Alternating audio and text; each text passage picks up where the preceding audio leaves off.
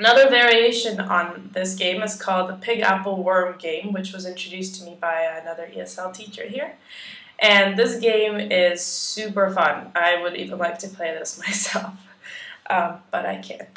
So, the way the game works, on a 25 grid I had about 3 pictures of pigs, about 5 pictures of worms, and the rest are all apples. It doesn't matter how you do it. You can even make it up as you go if you're doing it on the board. So what the kids have to do, and I found a lot of kids really understand this when you draw it out on the board.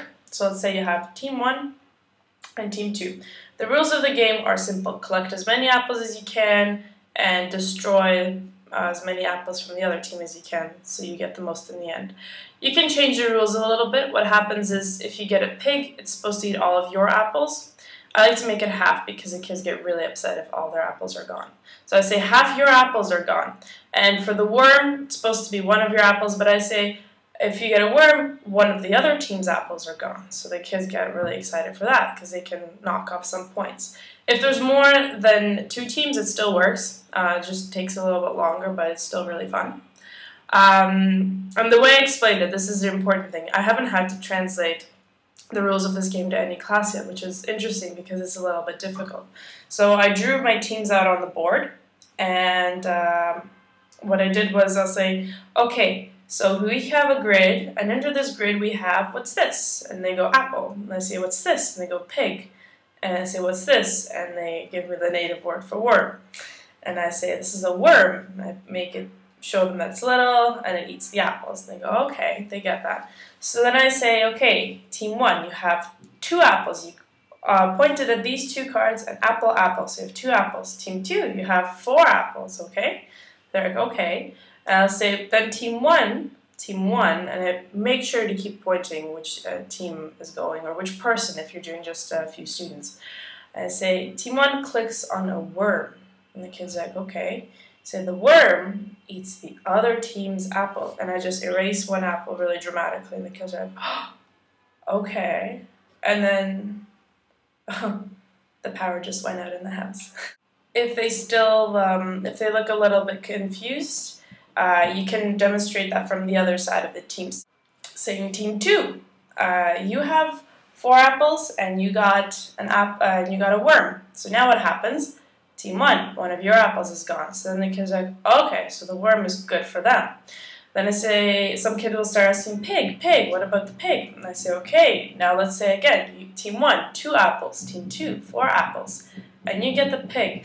It's a little tough to explain the concept of half to the kids, but if you use these kind of numbers, 2, 4, 6, something like that, I'll say, okay, Team 1, you got a pig.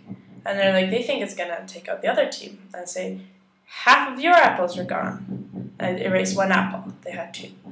So they're like, okay, so 1 of my apples is gone. But I say, Team 2, you have 4 apples. Half of your apples are gone. And I take out 2, and they get frustrated. Why is it 2 and 1? Then I say, if you had 6, you would have 3 gone. If you had 10, you would have 5 gone. Fairly quickly, especially here in Asia, kids are very good at math. They get it right away.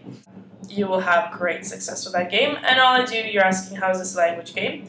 They get to practice their vocabulary. It's sort of like my term, I would like to go. I want to pick this one. They'll start saying like Jega, which is this one. They'll say, no, this one. I don't understand. I'm like, this one. I'm like, yeah, good, this one. And you can also, for older classes, if they have a textbook and they have to read really boring material that I have to sift through with them, I get each person to come up to read a sentence to me. Sometimes I'll add little rules to them, like you can't say this word if you're reading. If you say it, it's someone else's turn. For the younger kids, they'll recite the words that they're learning that day or the sentences. So I'll maybe do, let's say you don't have flashcards and you're teaching them like comb my hair, brush my teeth. So I'll just do this. And they'll go, brush my teeth. And I go, I can. And they go, I can brush my teeth. Next game is the spell off. This was another game I found works really good for the older students, and you don't need any props. 1 marker is all you need.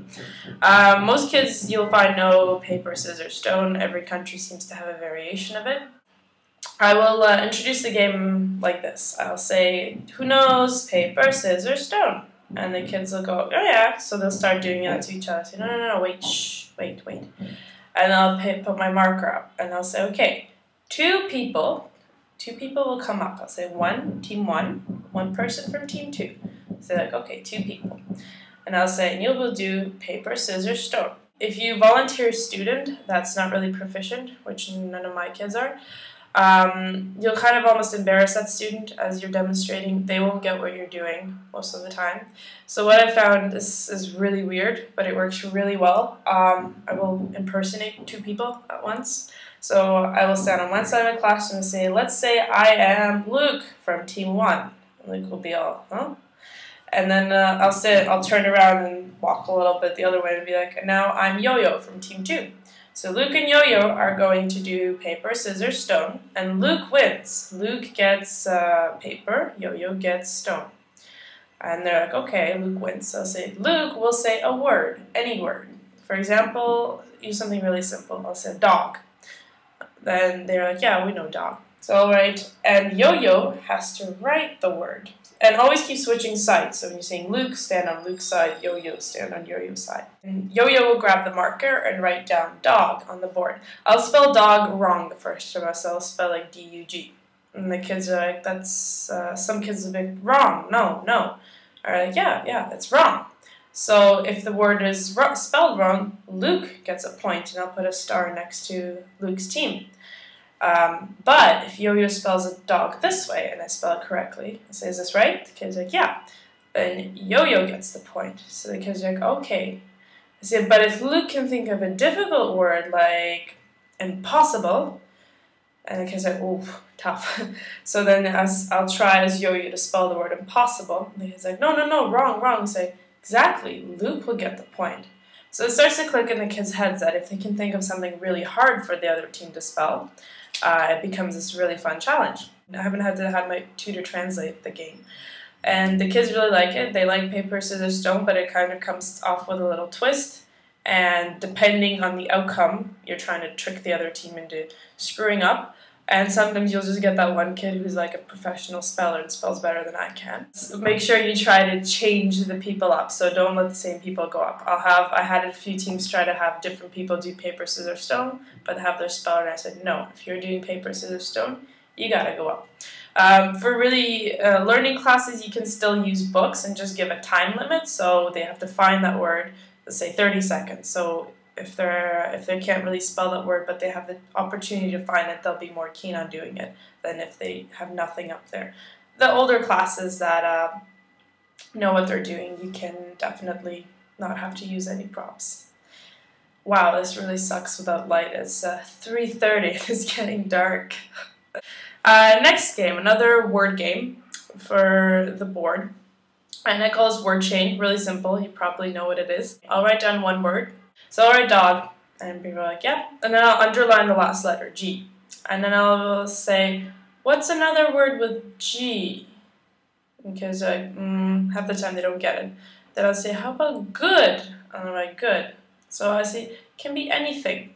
And then I'll say, D. What's another word with D? And somebody might shout something out. They'll shout doll or whatever words they know. At first, the kids will only try to use their textbooks, even though they know a lot more words than they think they do. So I said, no, only words you know. Close your textbook.